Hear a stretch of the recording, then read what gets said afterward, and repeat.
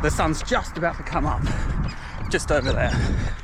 It's about 6 o'clock in the morning. I'm about half an hour into my run, and it is boiling. I'm already sweating. Heart rate 161, average power 300 watts. Now, if you'd asked me a couple of weeks ago what the Norwegian singles method was, I wouldn't have been able to answer you. I probably still can't answer you that definitively, but that's why I asked ChatGPT, and this is what it told me. So ChatGPT told me that it's about doing 3 sub-threshold runs a week, 3 easy runs per week, and an easy long run. Is this the best way to train? Because let's start. What is sub-threshold? What does ChatGPT mean when it tells me to run sub-threshold?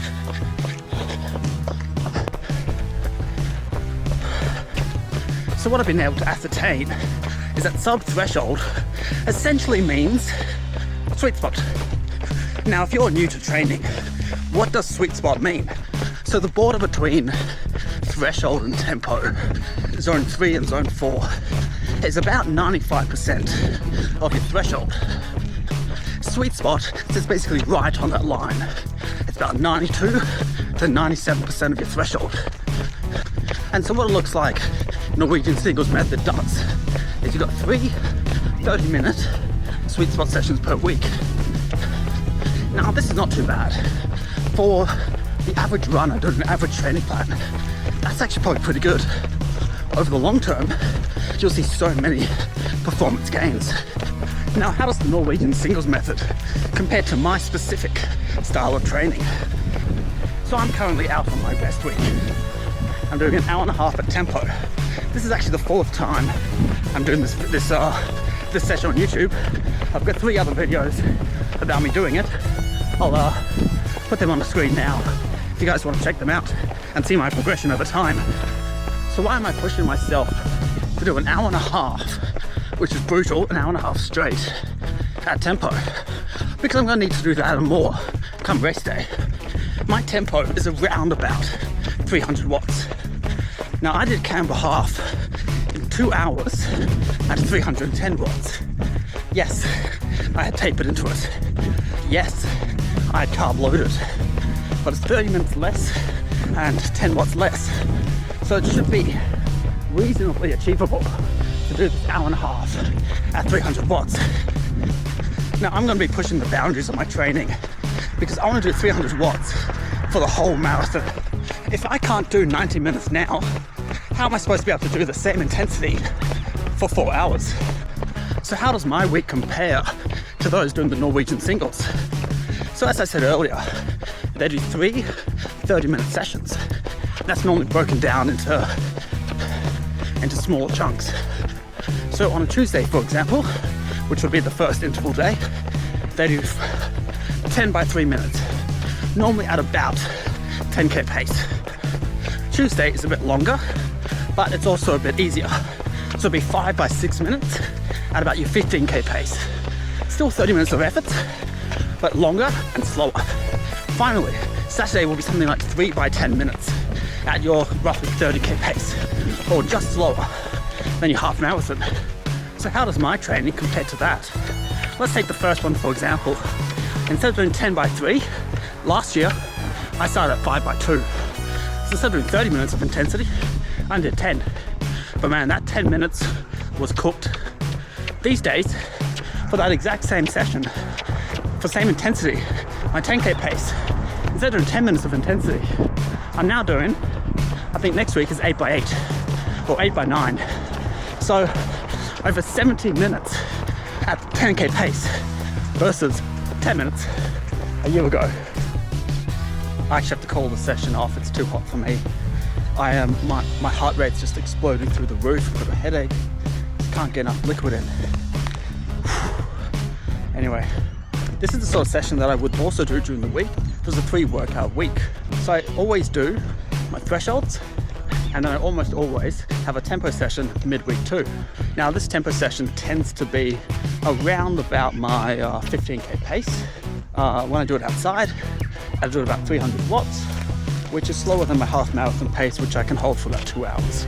So it's hard, but it's definitely not VO2 max hard.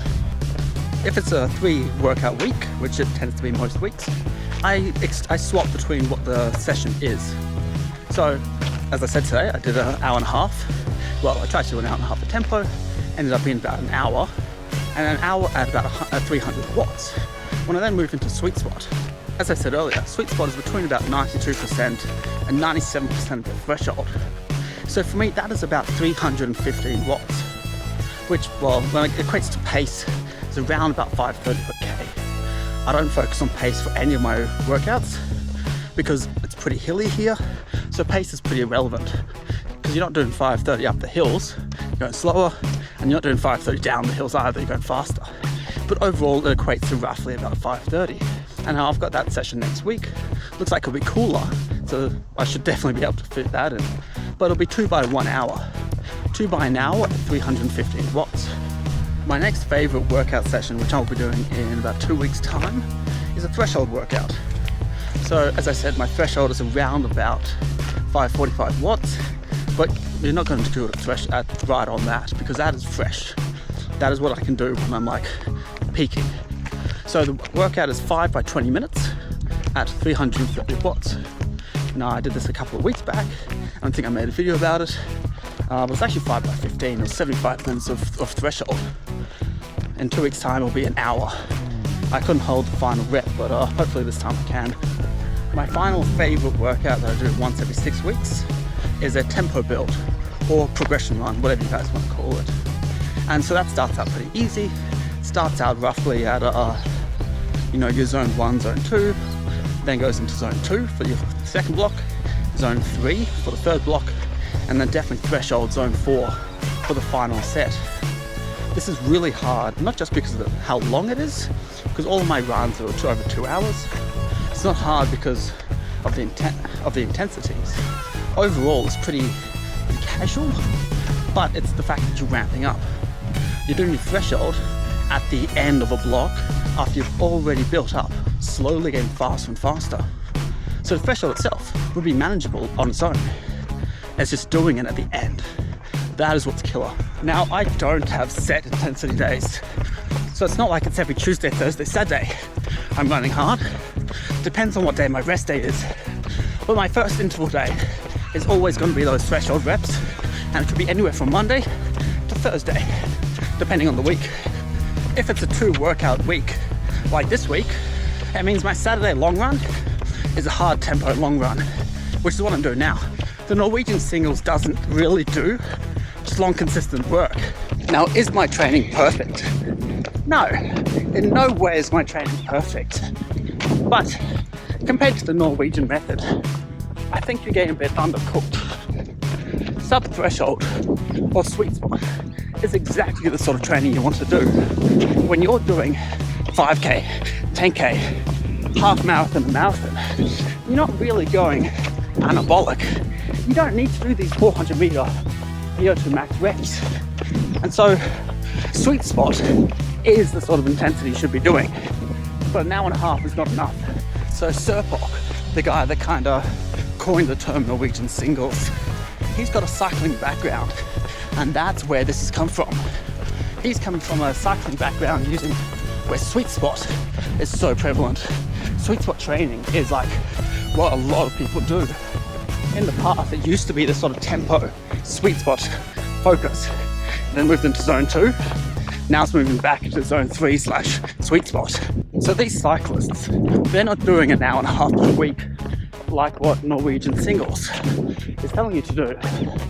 They're doing an hour and a half per session, and they're doing 4 sessions a week.